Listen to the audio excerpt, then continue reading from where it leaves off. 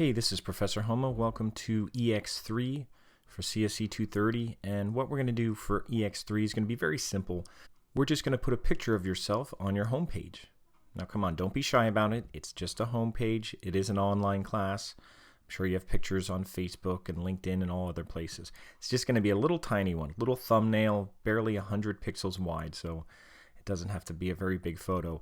And we're actually going to edit the photo using a free utility called Pixlr, which is online, so you don't have to use Photoshop, you don't have to use Paint or anything else.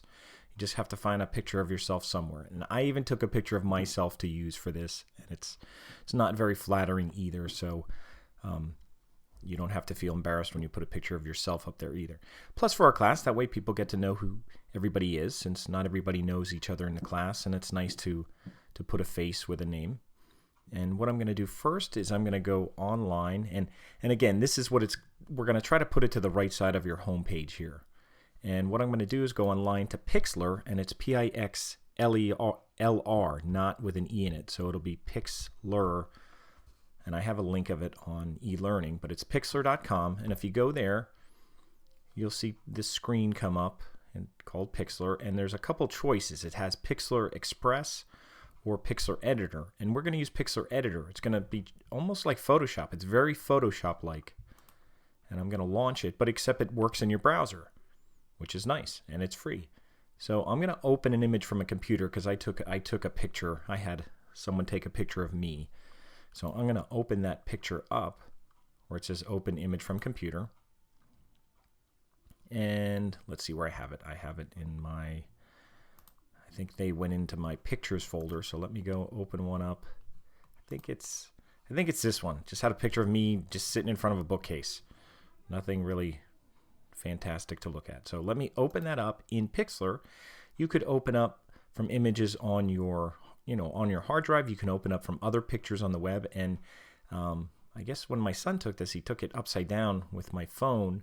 So I'm going to flip this around, and I'm going to go into Image. Just like in Photoshop, they have the same menu here. I'm going to go to Image and say Rotate Canvas 180, and that'll fix that. And then what I'm also going to do, there's a couple ways to do this, and I'm going to use the crop tool to start. And I usually use a marquee and then crop it, but you could use the crop tool. You could just kind of draw a like cropping area around that, and we could crop it more. So I'm just going to get started. I just want a headshot, so I'm going to just use this cropping tool, and it gives you kind of a little preview grid to kind of work with to start. And it doesn't have to be perfect.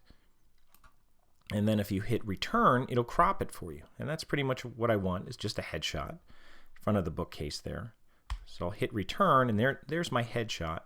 And you can see I'm at 15%. I could zoom in, and I'm actually using my mouse to kind of zoom in and out on here. You could put percentages down here. If it was at 100%, you can see it's a pretty big photo. It's regular resolution on the phone. So I'll zoom out. I don't want to see my face that big. So I'll zoom out here. And I might crop it a little bit more, and I'll show you how else you can crop it. You could use the marquee tool, which just makes a selection. You could just make like a closer selection around here. And with the marquee tool, as long as you stay on that tool, you could move the selection around a little bit. It's harder to resize the selection. That's why the crop tool is nice. But I'm just going to use this and just kind of zoom in just a little bit more. I have some kind of web books behind me there. And then I'll do image crop.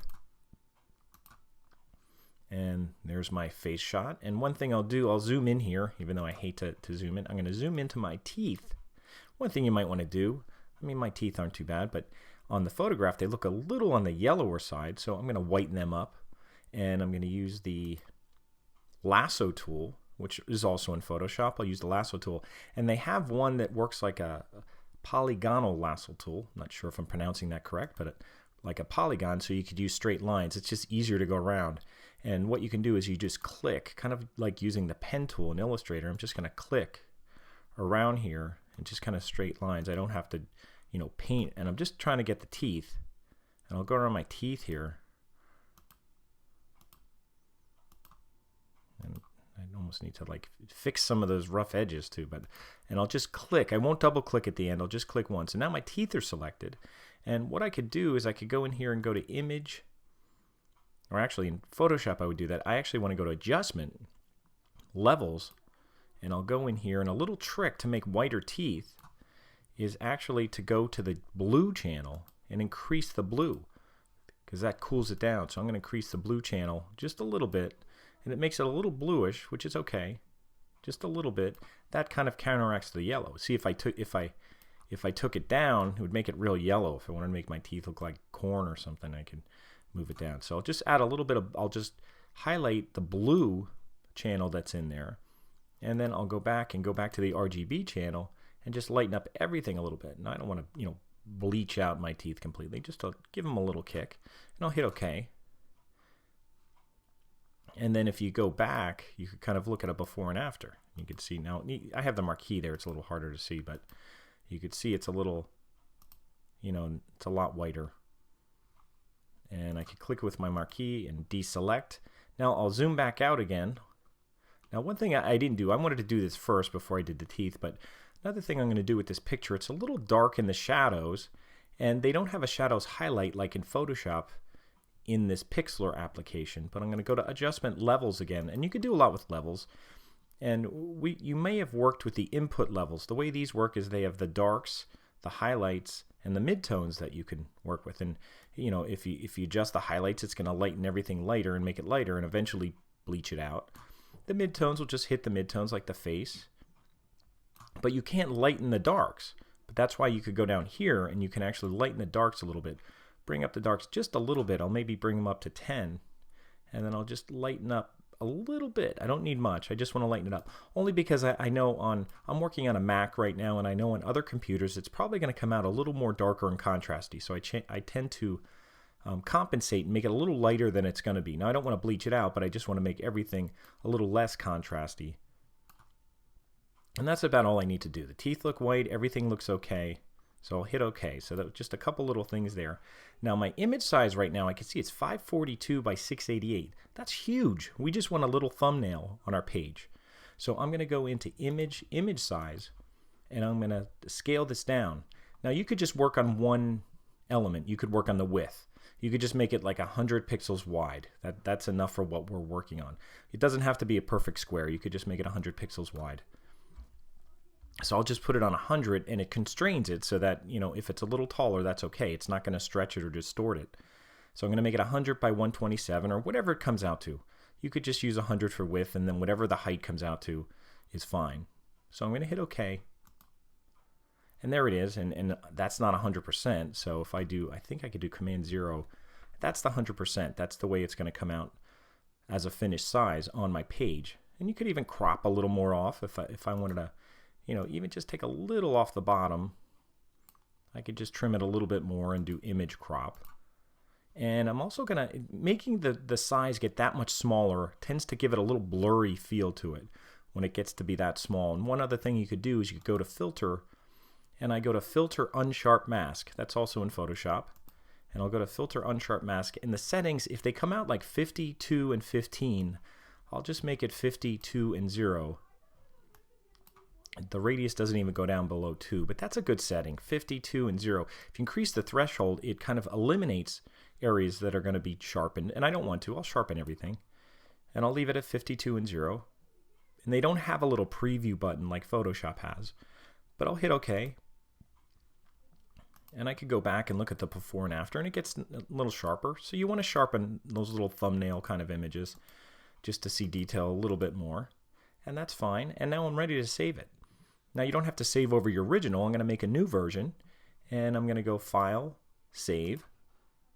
And as far as the format, anything photographic will save as a JPEG. And the 80 setting is fine. That's perfect. That's what it comes up as default, and that's perfect. So I'm going to save that. And I could give it a name here, and you could use a name like this just so you know. You could just call it like your first name underscore HP underscore pic. So you're making it like your name, homepage pic. You don't have to put the JPEG on there because it's going to put it on when you go to save it. So I'll just put, you know, your first name underscore HP underscore pic. And remember, when we make files, we're not putting spaces in here. And I'm trying to keep everything lowercase because that way that's never an issue. We don't have to worry about upper and lowercase. So, but in place of spaces, we're putting underscores. And I'm going to hit OK. And where I'm going to save this is I'm going to save it in my images folder where my home page was.